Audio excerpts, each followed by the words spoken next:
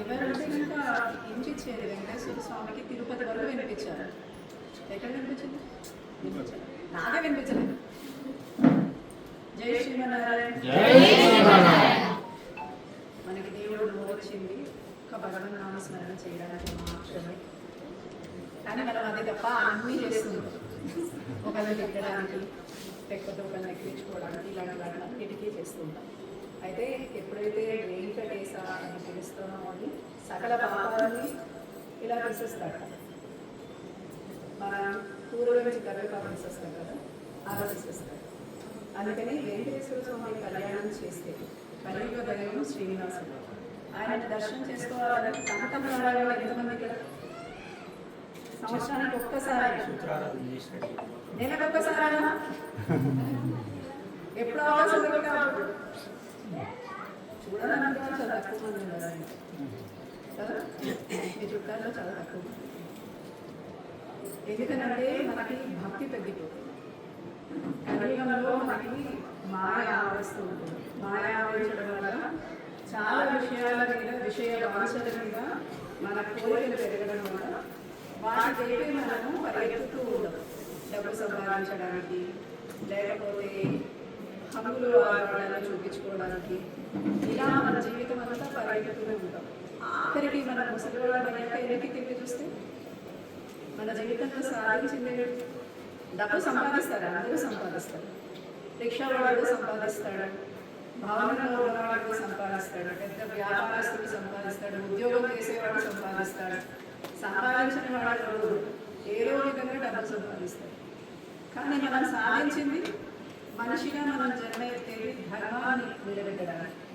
మనకి భూమి మీద ఉన్న అన్ని కర్మలు చేసే అధికారం మనిషికే ఉంది. జంతువు ఉందా? ఏ జంతువుకైనా ఉందా? లేదు.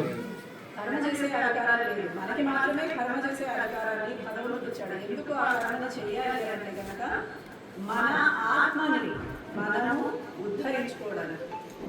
ఎవరిని ఉద్ధరించట్లేదు. వీళ్ళు పూజ చేస్తే వాళ్ళ ఆత్మలు ఉద్ధరించబడుతున్నాయి.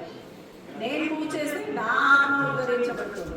మీరెవరైనా పూజ చేస్తే, మీరెవరైనా ఒక్కసారి నామస్మరణ చేస్తే మీ ఆత్మ ఉద్ధరించబడుతుంది. మీ ఆత్మ ఉద్ధరించబడితే జరిగేది, ఉద్ధరించబడితే ఏంటి విశేషం చెప్పండి ఎవరైనా. మనం ఇక్కడ భూమి మీద పుట్టాం అంటే అనేక కర్మలతో పుట్టాం. పాపకర్మ ఉంటుంది, పుణ్యకర్మ ఉంటుంది. అయితే ఈ కర్మలలో మనం పొందే కష్టాలు పాపాలు. మనం ఏడ్చేది పాపం, దుఃఖించేది పాపం, మనం రోడ్డులతో అనుభవించేది పాపం. అదే మనం ఆనందంగా ఉన్న క్షణాలు ఏమైనా చెప్పండి చూద్దాం. కష్టాలు రోడ్డు కింద గుర్తుంది, పెళ్ళాముల దగ్గర గుర్తుంది. కానీ వాళ్ళందరూ అన్యోన్యంగా ఉన్న సమయం గుర్తుంది. ఆ తిట్టిన ఒక్క క్షణంలో 5 నిమిషాల్లో పెద్దదిగా చేసుకుని దాన్ని చూడటమే సరిపోతూ ఉంటుంది. దానితో జీవితాన్ని సగం వ్యర్థంగా వదిలేస్తూ ఉంటాం. మనం ఎవరైనా మాట్లాడితే ఆ మాటని మన ఇంట్లోకి, వంటింట్లోకి, బెడ్రూమ్లోకి, బాత్రూంలోకి, బయట అయితే షాపింగ్లోకి, ఎవరితోనైనా మాట్లాడితే అక్కడ కూడా ఆ మాటని పట్టుకుని మనం అందరితోటి ఆ మాట గురించే మాట్లాడుతూ ఉంటాం. ఇలా మాట్లాడము కానీ దానివల్ల వచ్చేది మన ఉపయోగం ఉందా? ఆ మాట పోతుందా? కానీ మన సమయం వ్యర్థమైపోతుంది. అదే సమయంలో చక్కగా ఇలా ఏదైనా కళ్యాణాలు, లేకపోతే ఒక్కసారి ఇవాళ పొద్దు నుంచి సాయంత్రం వరకు ఒక్కసారిగా భగవంతుడిని స్మరించాలా, నామాన్ని ఉచ్చరించాలా అని మనకి మనం, ఎవరు మనకు చెప్పక్కర్లేదు, మనకి మనం ఆలోచిస్తే కనుక మనకే తెలుస్తుంది మన ఆత్మని ఎంత మనం తేజోవంతము చేశాము. ఇక్కడ జ్యోతి ఎలాగ తేజోవంతం అవుతుందో మన ఆత్మ కూడా అలాగే మనం భగవన్నామస్మరణ చేసిన, ఇలాంటి కార్యక్రమాలను అటెండైనా, చూసిన, తీర్థయాత్రలు చేసిన, నదీ స్నానాలు చేసిన, నామోదరము చేసిన, మంచి మాట చెప్పిన, ఇలాంటి అన్ని విషయాల వల్ల మన ఆత్మ జ్యోతి ప్రకాశిస్తూ ఉంది. దానివల్ల మన చుట్టూ ఒక ప్రకాశం నెలకొంటుంది. ఆ ప్రకాశం వల్ల చాలా మంది మనల్ని గుర్తిస్తారు. చాలా మంది మనల్ని గుర్తించడమే కాకుండా మనం చేసే పనిలో వాళ్ళు కూడా మనతో నడవాలనుకుంటున్నారు. అలా మనము జీవించాలి అని చెప్పి రాముడు అలా జీవించి మనకి నేర్పించాడు. రామావతారంలో వేదవతిని కళ్యాణమాడతానని మాట ఇచ్చినందుకు గాను వెంకటేశ్వర స్వామి పద్మావతిని వివాహమాడాడు. ఇది మనందరికీ తెలిసిందే కదా. వేదవతి లంకలో సీతాదేవి స్థానంలో వేదవతి వెళ్ళి అక్కడ కూర్చుని ఉండేది. అందుకని ఎప్పుడైతే ఆ రాముని చూడటానికి వచ్చిందో రామ రథానంతరం అప్పుడు శ్రీరామచంద్రుని చూసి మోహిస్తుంది. ఆమె అగ్ని ప్రవేశం చేసినప్పుడు సీతాదేవి దగ్గరికి వెళ్ళి నేను రామచంద్రుని వివాహం ఆడాలనుకుంటున్నాను అన్నప్పుడు సీత త్యాగం ఎంత గొప్పదో, ఎందుకంటే తన కోసం అన్ని నెలలు అంత కష్టపడింది కాబట్టి ఆ స్త్రీ కోరుకున్న కోరికను నెరవేర్చాలని చెప్పి రామచంద్రుడిని తను వేడుకుంటుంది. రామచంద్రుడు అంటాడు, ఈ జన్మకి నాకు ఏకపత్ని వ్రతుడే, ధర్మాన్ని తప్పను, నేను మానవుడు ఎలా జీవించాలో ధర్మబద్ధంగా జీవితం ఎలా ఉండాలో నేర్పించడానికి వచ్చిన వాడిని కాబట్టి నేను ధర్మము ఎప్పుడూ తప్పదు. ఇది ఈ యుగానంతరము జరగగలదు. వచ్చే యుగంలో నేను కృష్ణ పరమాత్ముడుగా అవతరించినప్పుడు అనేక మంది ఋషులు నన్ను మోహించారు. రామవతారంలో చెట్లు, చేమలు, ఆఖరికి పశుపక్షులు కూడా రామచంద్రుడిని మోహించగల వారందరికీ వారి కోరికని భగవంతుడు ఎలాంటి వాడు అంటే శ్రీమన్నారాయణుడు ఎంత దయాహృదయం కలవాడంటే మనం పెళ్లి చేసుకోవాలనుకుంటే ఆయన సకుడుగా వస్తాడట. పుత్రుడుగా కావాలి, నేను ఆయనకి స్తన్యం ఇవ్వాలనిపిస్తే కొడుకుగా వస్తాడట. లేదు నాకు ఒక సకుడుగా కావాలి, నా కష్ట సుఖాలన్నింటినీ పంచుకోవాలి అనుకుంటే ఉద్ధవుడికి శ్రీకృష్ణ పరమాత్ముడికి ఉన్న మిత్రత్వం మనకు కూడా లభిస్తుంది. అలా ఆయన అనేక రూపాలు తీసుకుని తన భక్తుల్ని పాలించడమే ఆయన ధర్మం. ఆయన అన్ని మెట్లు వైకుంఠం నుంచి పరమపదం నుంచి దిగి భూమి మీదకి వస్తుంటే మనం మాత్రం ఒక్కసారి కూడా ఆయన నామస్మరణ చేయడానికి 1,00,000 సార్లు ఆలోచిస్తాం. కాబట్టి మన సమయము ఎన్ని లక్షల క్షణాలు ఉండొచ్చు, మనకి ఎన్ని లక్షల రోజులు మానవ జీవితం ఉంటుంది. ఒక ఆయు ప్రమాణం అంటే జ్యోతిష్ శాస్త్రం ప్రకారం ఆయు ప్రమాణం తీసుకుంటే 108 సంవత్సరాలు. 108 సంవత్సరాలు ఇంటూ ఎన్ని రోజులు? 365 రోజులు. ఒక్కొక్క రోజుకి ఎన్ని క్షణాలు, ఎన్ని నిమిషాలు, మనం ఎన్ని నిమిషాలు, ఎన్ని క్షణాలు, ఎన్ని సంవత్సరాలు మనము వృధా చేస్తున్నాం. అందువల్ల మనిషిగా మళ్ళీ వస్తామో మనం తెలియదు, కానీ రకరకాల జన్మలు మాత్రం ఎదుగుతాం. అది పశువులు కావచ్చు, పక్షులు కావచ్చు, లేకపోతే క్రూర మృగాలు కావచ్చు, క్రూరమైన రాక్షసత్వంతో కూడిన జీవితం కావచ్చు. అనేక కష్టాలు, దుర్భరమైన జీవితం అనుభవించడానికి మనం భూమి మీదకి రావాలా వద్దా ఒక్క మనిషి నిర్ణయించుకోగలుగుతారు, ఎవరు నిర్ణయించుకోలేదు. అనేక లక్షల కోట్ల యోగులలో జన్మించే కంటే ఒక మనిషి జీవితంలో తన ఆత్మని ఉద్ధరించుకోవాలి అని మనం తలుచుకోవాలి. మనకి అనేక రకాల పనులు ఉంటాయి. పనులాగా మన దేవుడు ఎప్పుడు చెప్పడం, మన పెళ్లి చేసుకోవద్దని చెప్పడం, పిల్లలు కలద్దని చెప్పడం. చాలా మంది చెప్తూ ఉంటారు, ఆధ్యాత్మిక మార్గంలో వెళ్ళాలంటే మొగుడిని వదిలేయాలి, పిల్లల్ని వదిలేయాలి, పిల్లల్ని వదిలేయాలి అని కాదు. భగవంతుడికి సమర్పణ భావం ఉండాలి. అన్నీ వదిలేసిన తర్వాత కూడా భగవంతుడికి సమర్పణ లేదు. అప్పుడు మీరు చేసిన శరణాగతి లేనిది జీవితము భగవత్ అర్పితము కాదు. భగవంతుడికి అర్పితం ఎలా అవుతానంటే, ఒక భార్య తన భర్త వైపు ఎట్లా శరణాగతి చేస్తుందో అట్లా భగవంతుడికి అందరూ స్త్రీలే. భగవంతుడి ముందు ఇక్కడున్న పురుషులు, స్త్రీలు అందరూ స్త్రీలే. ఆయనని భర్తగా భావించి, అంటే మన కష్ట సుఖాన్ని భరించేవాడుగా భావించి ఆయననే భర్తగా స్వీకరిస్తూ, ఆయన అంటే ఒక పాతివ్రత్య లక్షణాన్ని కలిగి ఉండి ఆయనని మాత్రమే ఆశ్రయించి శరణాగతి చేయడం. కష్టం రాని, సుఖం రాని, దుఃఖం రాని, ఆనందం రాని, అమితమైన ఉత్సాహం రాని అన్నీ షేర్ చేసుకోవాల్సింది మనము ఆయనతోటి. ఎవరైనా మనల్ని అన్నా కూడా చెప్పాల్సింది ఆయనకి, మనం ఆనందపడ్డా చెప్పాల్సింది ఆయనకి. ఎందుకంటే అలాంటి కష్టాన్ని కలిగించిన క్షణానికి సాక్షి ఆయన. ఎవరున్నారు ఇంకా సాక్షి? మన ఆత్మ పైకి వెళ్తుంది, ఏం చేస్తుంది? సాక్షిని చెప్తుంది. అక్కడికి భూమి మీద నువ్వు వీళ్ళని కలవాలి, కొండలరెడ్డి గారు ఇవాళ కళ్యాణం చేశారు, నువ్వు వెళ్ళావా అని అడుగుతాడు. నేను వెళ్ళాను, నేను చూశానని సాక్ష్యం చెప్తాను నేను, అంతే.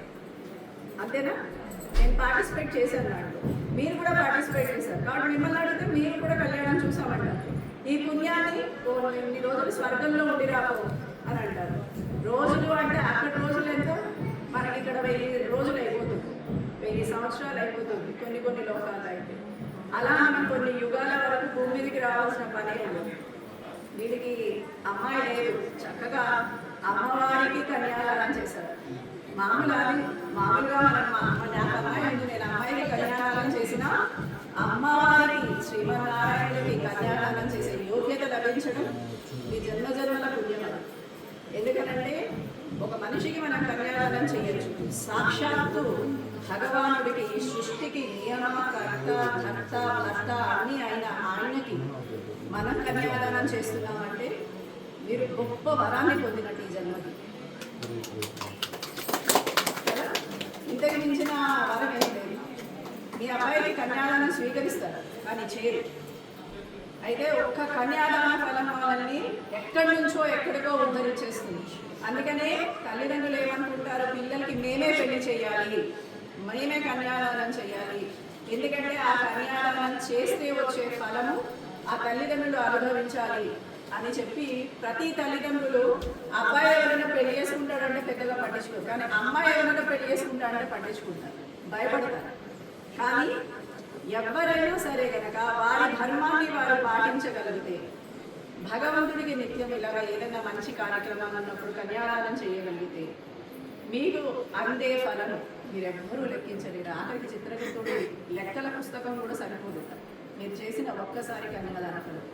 అలా మనం ఎన్నో వేల సార్లు చేసే అవకాశం ఈ జన్మకి మనకు ఉంటుంది. కాబట్టి సంవత్సరానికి ఒక సుదర్శన హోమం, ఒక కళ్యాణం ఇలా పెట్టుకుని నలుగురికి అన్నదానం చేస్తే మనకుండే అనేక రకాల దిష్టులు, ఎవరైనా నరదృష్టి ద్వారా వచ్చిన సమస్య కావచ్చు, ఎవరైనా చెడు దృష్టి వల్ల వచ్చిన సమస్య కావచ్చు, చేతబళ్ళు కావచ్చు, మనం రోడ్డు మీద ఏదైనా తొక్కడం వల్ల కావచ్చు, అనారోగ్యం కావచ్చు, ఎలాంటి కష్టమైనా పోతుంది.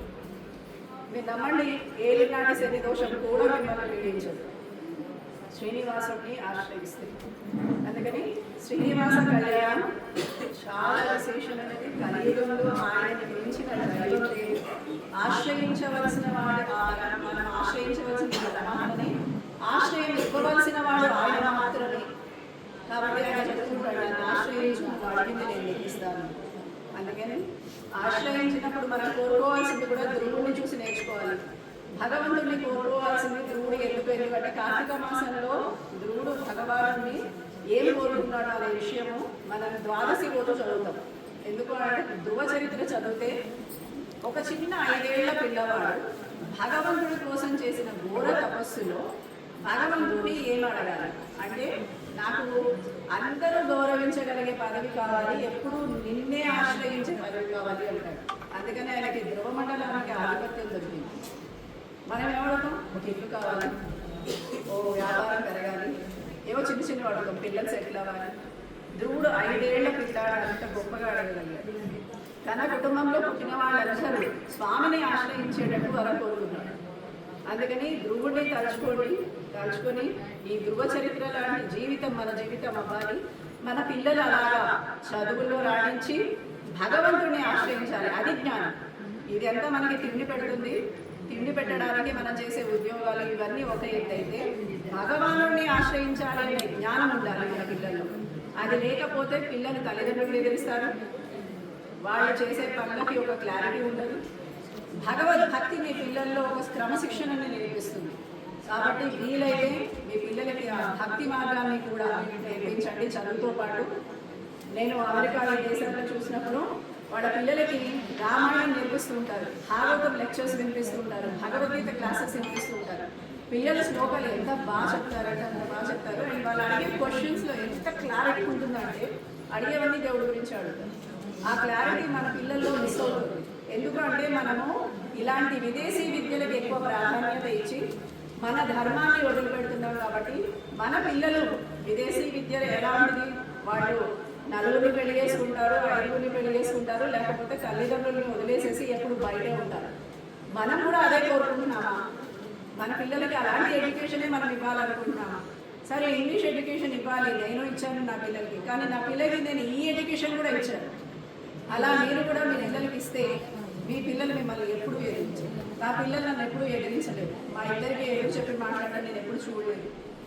3 పిల్లల్లో ఎవరూ చేయరు.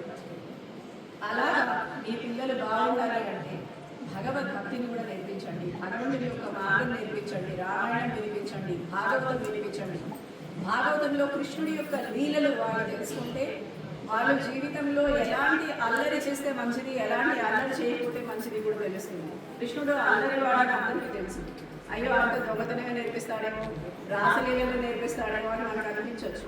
కానీ దాంట్లో ప్రతి దాంట్లో ఒక పరమాత్మ, ఒక నీతి, ఒక కథ ఉంటుంది. ఇవన్నీ మన పిల్లలకి నేర్పిస్తే మన పిల్లలు ఉద్ధరించబడతారు. మనము మనల్ని ఉద్ధరించుకుంటూ మన కుటుంబాన్ని ఉద్ధరించాలి. ఆడవాళ్ళగా ఉన్నవాళ్ళంతా వీళ్ళందరికీ ఏంటి అని అంటే కనుక భర్తతో పాటు అందరినీ కలిసి నడిపించడం, చుట్టాలందరినీ మెయింటైన్ చేయడం వీళ్ళ డ్యూటీ. కాబట్టి వీళ్ళు ఏం చేయాలంటే వీళ్ళ పిల్లల్ని కూడా ఉద్ధరించే స్థితిని తెచ్చుకోవాలన్నమాట. అది మీ భక్తి అవ్వాలి. మీ అందరికీ ఆ శ్రీనివాసుడు అనుగ్రహం ఇచ్చి మీకు భగవద్భక్తి కలిగేలాగా భగవంతుడే పరమావధి లేదా భగవంతుడిని చేరడమే మీ చివరి స్టేజ్ అని తెలుసుకోవాలి. అలాంటి జ్ఞానం మీ అందరికీ ఇచ్చి మీ మనోవాంఛలు నెరవేరాలని అనేక